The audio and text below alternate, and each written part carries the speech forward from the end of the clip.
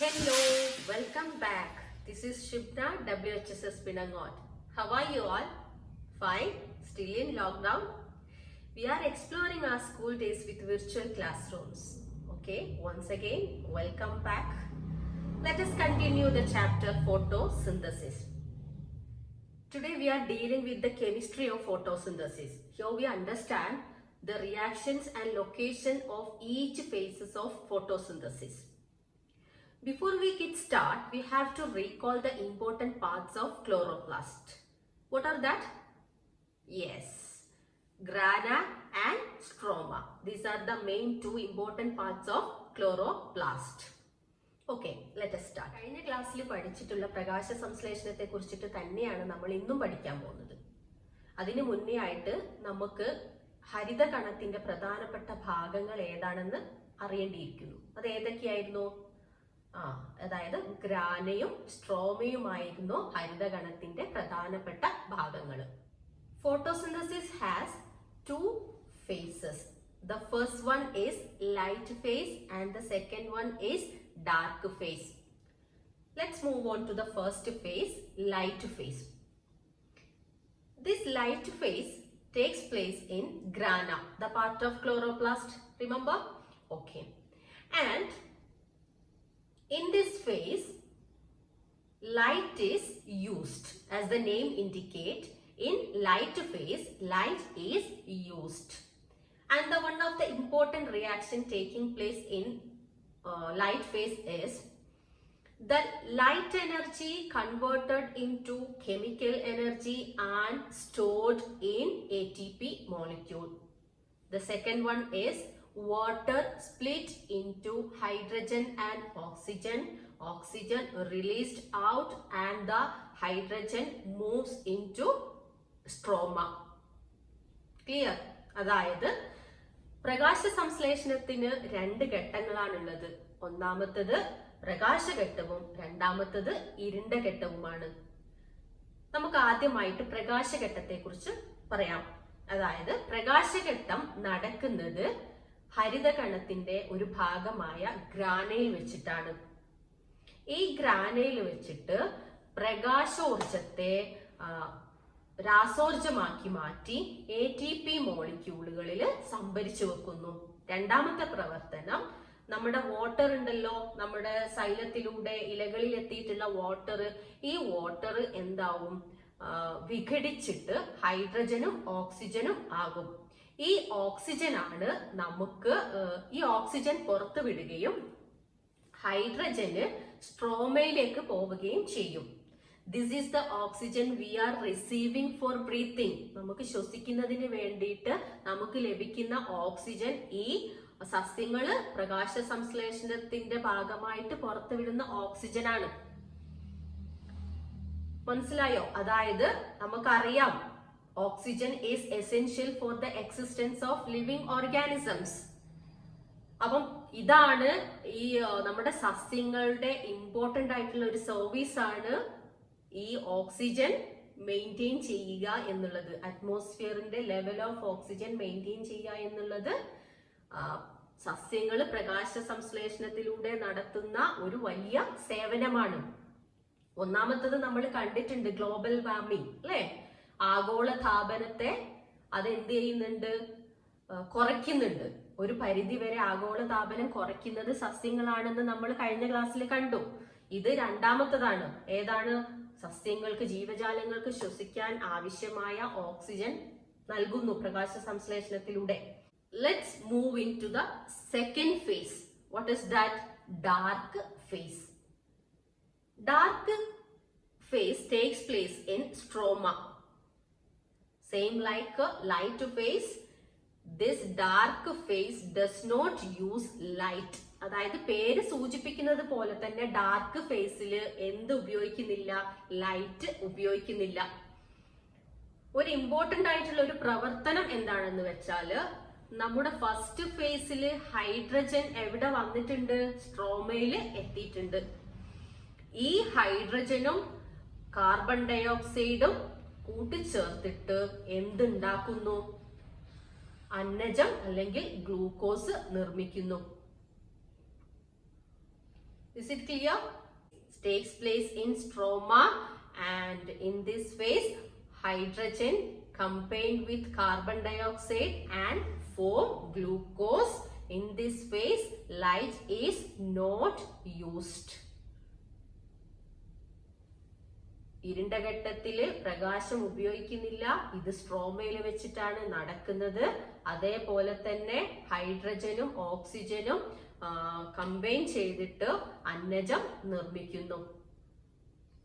ഇവിടെയുള്ള ഒരു സംശയം എന്താണെന്ന് വെച്ചാൽ ATP മോളിക്യൂൾസ്. എന്താണ് ഈ ATP മോളിക്യൂൾസ്? Adenosine triphosphate. അതായത് ഗ്രാനയിലുള്ള ക്ലോറോഫിൽ അന്തരീക്ഷത്തിലുള്ള സൺലൈറ്റിനെ ആഗിരണം ചെയ്ത് ഈ ലൈറ്റ് എനർജീനെ കൺവേർട്ടഡ് ഇൻറ്റു കെമിക്കൽ എനർജി ആക്കിയിട്ട് ATP മോളിക്യൂൾസിൽ സ്റ്റോർ ചെയ്യുന്നു. എന്താണ് ഈ ATP മോളിക്യൂൾസ്? എന്തിനാണ് ഈ ATP മോളിക്യൂൾസിൽ തന്നെ സ്റ്റോർ ചെയ്യുന്നത്? നിങ്ങൾക്ക് മനസ്സിലാക്കാൻ വേണ്ടിയിട്ട് ടീച്ചർ ഒരു കാര്യം പറഞ്ഞുതരാം. മൊബൈൽ എല്ലാവർക്കും അറിയാലോ. മൊബൈലിൽ ചാർജ് തീർന്നാൽ നിങ്ങൾ എന്താ ചെയ്യുക? അത് ചാർജ് ചെയ്യാൻ വെക്കും.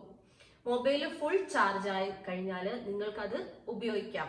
എന്നാൽ ഫുൾ ചാർജ് ആയിട്ടുള്ള ഒരു മൊബൈലിന്റെ ബാറ്ററി നമ്മൾ റിമൂവ് ചെയ്തതിന് ശേഷം നിങ്ങൾക്ക് മൊബൈൽ ഉപയോഗിക്കാൻ പറ്റുമോ? ഇല്ല. അങ്ങനെയാണെങ്കിൽ ഈ ബാറ്ററിനെ നമ്മൾ എന്താക്കുക? ഒരു ATP ആയിട്ട് കണക്കാക്കാം. ഇലക്ട്രിക് എനർജി ആണെങ്കിൽ കൂടിയും ബാറ്ററി റിമൂവ് ചെയ്തതിന് ശേഷം നമ്മൾ ഡയറക്റ്റ് കറണ്ടിൽ കുത്തിയാൽ പോലും നമുക്ക് എന്ത് ചെയ്യാൻ പറ്റുന്നില്ല? മൊബൈൽ യൂസ് ചെയ്യാൻ പറ്റുന്നില്ല. ആ ഇലക്ട്രിക് എനർജി എവിടെ സ്റ്റോർ ചെയ്യണം? മൊബൈലിന്റെ ബാറ്ററിയിൽ ആദ്യം സ്റ്റോർ ചെയ്യണം. ആ മൊബൈലിന്റെ ബാറ്ററിയിൽ നിന്നും മാത്രമാണ് മൊബൈലിൽ എന്ത് ഉപയോഗിക്കാൻ പറ്റുള്ളൂ? ആ എനർജി ഉപയോഗിച്ചിട്ട് മൊബൈൽ പ്രവർത്തിപ്പിക്കാൻ പറ്റുകയുള്ളൂ.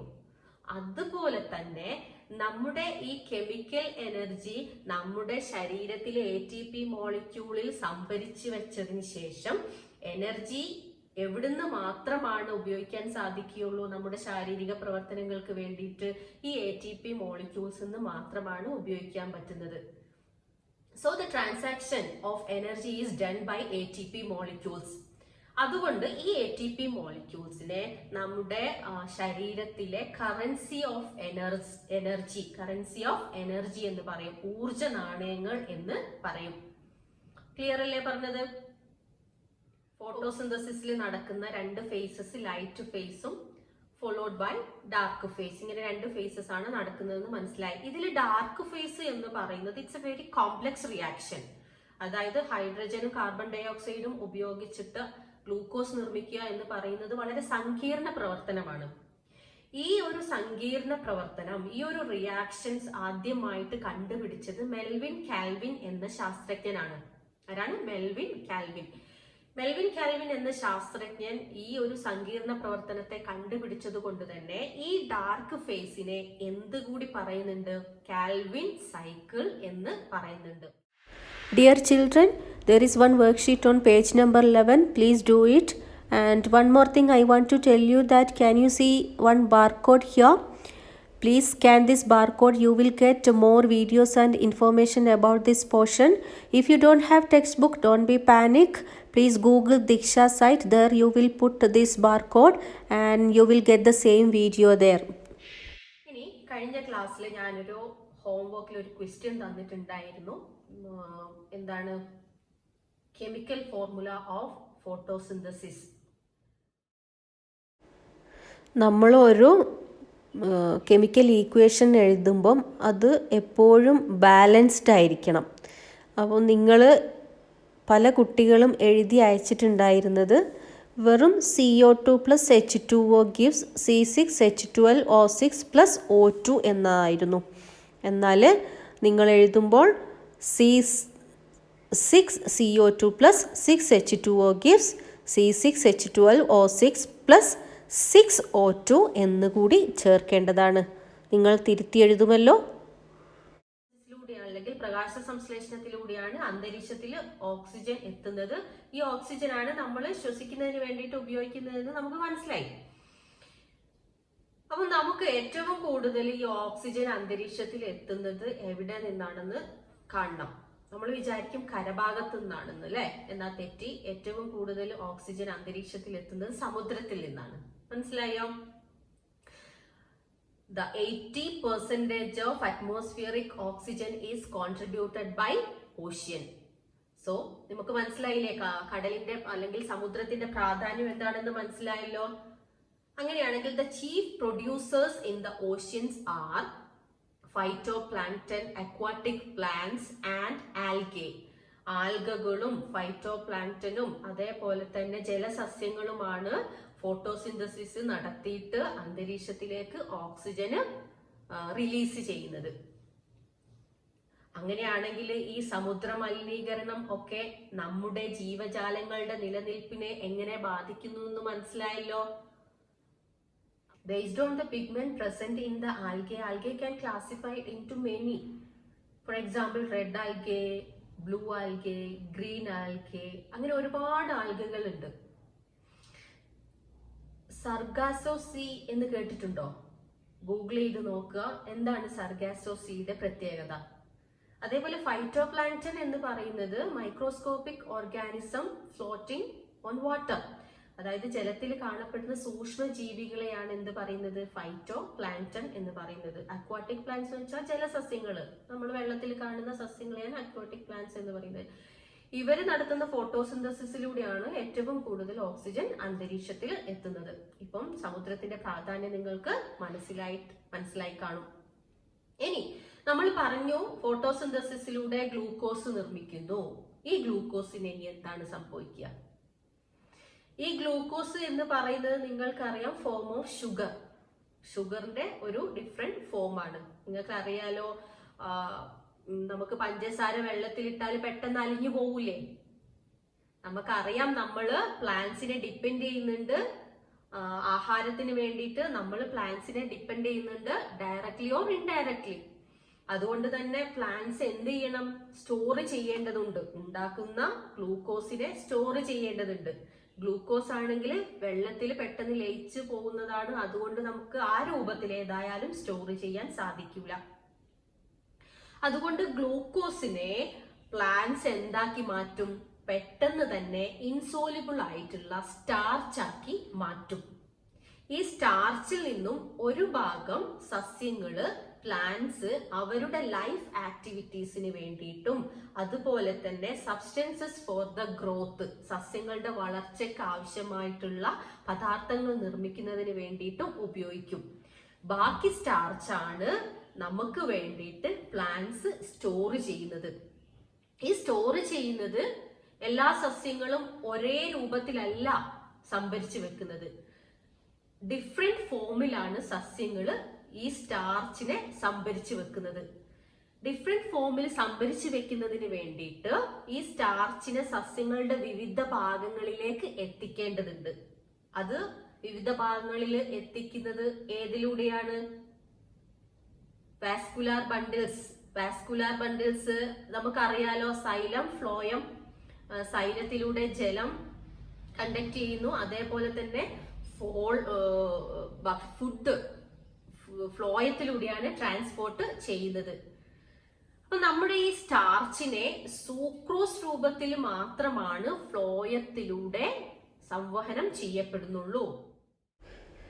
ടേക്ക് എ ലുക്ക്, നോക്കൂ, ഇവിടെ സൂക്രോസ് രൂപത്തിൽ ഫ്ലോയത്തിലൂടെ ട്രാൻസ്പോർട്ട് ചെയ്തിട്ടുള്ള നമ്മുടെ ഗ്ലൂക്കോസ് ട്യൂബേഴ്സിൽ, അതായത് മണ്ണിൻ്റെ അടിയിൽ വളരുന്ന കപ്പ, അതേപോലെ ക്യാരറ്റ്, ഇതൊക്കെ അറിയില്ലേ, അതിൽ ഏത് രൂപത്തിലാണ്? സ്റ്റാർച്ച് രൂപത്തിൽ തന്നെയാണ് സ്റ്റോർ ചെയ്യുന്നത്. അടുത്തത് നോക്കൂ, ലെഗൂംസ്, പയറുവർഗ്ഗങ്ങളിൽ പ്രോട്ടീൻ രൂപത്തിലാണ് ഗ്ലൂക്കോസ് സ്റ്റോർ ചെയ്യുന്നത്.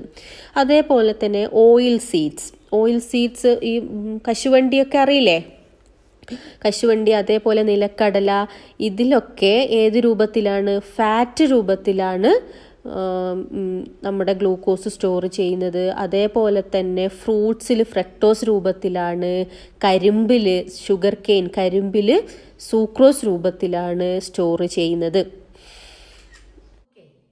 ഇങ്ങനെ പ്ലാന്റ്സിന്റെ ഒരുപാട് സർവീസസ് നമ്മൾ കണ്ടു അല്ലെ. ഒന്നാമത്തത് എന്താണ് കണ്ടത്? It will reduce the global warming certain extent. അതേപോലെ തന്നെ നമുക്ക് ഓക്സിജൻ നൽകുന്നുണ്ട്, ശ്വസനത്തിന് ആവശ്യമായ ഓക്സിജൻ നൽകുന്നുണ്ട്. മൂന്നാമത്തത് എന്താണ്? ഫുഡ് നൽകുന്നുണ്ട്. ഇത് മാത്രമാണോ സസ്യങ്ങൾ ചെയ്യുന്നത്? അല്ല. Most of the plant parts R economic important. അതായത് പ്ലാന്റ്സിന്റെ പല ഭാഗങ്ങളും എന്താണ്? എക്കണോമിക് ഇമ്പോർട്ടന്റ് ആയിട്ടുള്ളതാണ്. ഉദാഹരണമായിട്ട് നമ്മള് കുരുമുളക് ഉണ്ടാക്കുന്നില്ലേ? കുരുമുളക് ഉണ്ടാക്കുന്നുണ്ട്. അതേപോലെ തന്നെ റബ്ബർ പാലിൽ നിന്നും റബ്ബർ ഉൽപ്പന്നങ്ങൾ ഉണ്ടാക്കുന്നുണ്ട്. അതേപോലെ തന്നെ കൊക്കോയിൽ നിന്നും മെനി പ്രോഡക്ട്സ്, കാഡ്ബറി ഒക്കെ നിങ്ങൾക്ക് അറിയാലോ, മെനി പ്രോഡക്ട്സ് ആർ പ്രൊഡ്യൂസിങ്. പിന്നെ വേറെന്താണ്? കോഫി, നമുക്ക് വയനാട്ടുകാരാണ്, കോഫി അറിയാം, കാപ്പി ഉണ്ടാക്കുന്നുണ്ടല്ലേ. അതിന് നമ്മൾ അതെന്ത് ചെയ്യുന്നുണ്ട്? We are processing and marketing. അതിൽ നിന്നും പല എക്കണോമിക് ഇമ്പോർട്ടന്റ് ആയിട്ടുള്ള value added products are we are making many value added products. എന്നിട്ട് നമ്മൾ അത് എന്ത് ചെയ്യുന്നുണ്ട്? മാർക്കറ്റ് ചെയ്യുന്നുണ്ട്. ഇങ്ങനെയൊക്കെ നടത്തുമ്പോൾ ഒരുപാട് പേർക്ക് ജോബ് ഓപ്പർച്യൂണിറ്റി കൂടിയാണ്, ജോലി സാധ്യതകളും ഉണ്ട്. അങ്ങനെ ജോലി സാധ്യതകളുണ്ട്. അതേപോലെ തന്നെ ഇക്കണോമിക് ഇമ്പോർട്ടൻസ്, സാമ്പത്തിക ഭദ്രത, ഇതൊക്കെ പ്ലാന്റ്സിൽ നിന്നും ലഭ്യമാകുന്നു. ഇനി ഇത് മാത്രമാണോ? നാച്ചുറൽ ഡിസാസ്റ്റേഴ്സ് നമ്മൾ മറന്നു പോകൂല അല്ലെ? നാച്ചുറൽ കലാമിറ്റീസ്, പ്രളയം, ഫ്ലഡ് 2 വർഷമായിട്ട് നമ്മൾ അനുഭവിച്ചുകൊണ്ടിരുന്നതാണത്. ആരും ഒരിക്കലും മറന്നു പോകുന്നില്ല. ഈ നാച്ചുറൽ ഡിസാസ്റ്റേഴ്സിനെ ഒരു പരിധി വരെ പ്രിവെന്റ് ചെയ്യാനുള്ള കഴിവ് ആർക്കുണ്ട്? നമ്മുടെ ഈ സസ്യങ്ങൾക്കുണ്ട്. ഉദാഹരണമായിട്ട് മാംഗ്രൂവ്സ്, കണ്ടൽ വനങ്ങളെ കുറിച്ചിട്ട് അറിയാലോ. ഇത് സുനാമിയെ തടുക്കുന്നുണ്ട്.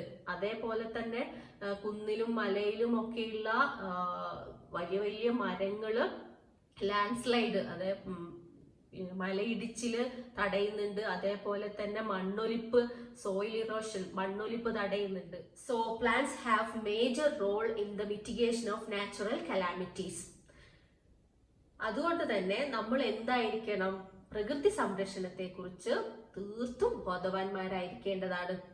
It's become part of our life. നമ്മുടെ ജീവിതത്തിന്റെ തന്നെ ഒരു ഭാഗമായിട്ട് മാറ്റേണ്ടതാണ്. Nature should be used wisely and preserve for future. അത് വളരെ നേരായ രീതിയിൽ ഉപയോഗിക്കുകയും നമ്മുടെ വരും തലമുറക്ക് വേണ്ടിയിട്ട് നമ്മൾ അതിനെ സേവ് ചെയ്യുകയും വേണം. അപ്പം many services provided by plants, ഒരുപാട് സർവീസ് സസ്യങ്ങൾ നമുക്ക് തരുന്നുണ്ടെന്ന് മനസ്സിലായി. അതുകൊണ്ട് തന്നെയാണ് green plants are protectors of biosphere എന്ന് പറയുന്നത്. That's all for today. Happy learning. See you soon. Till then, bye.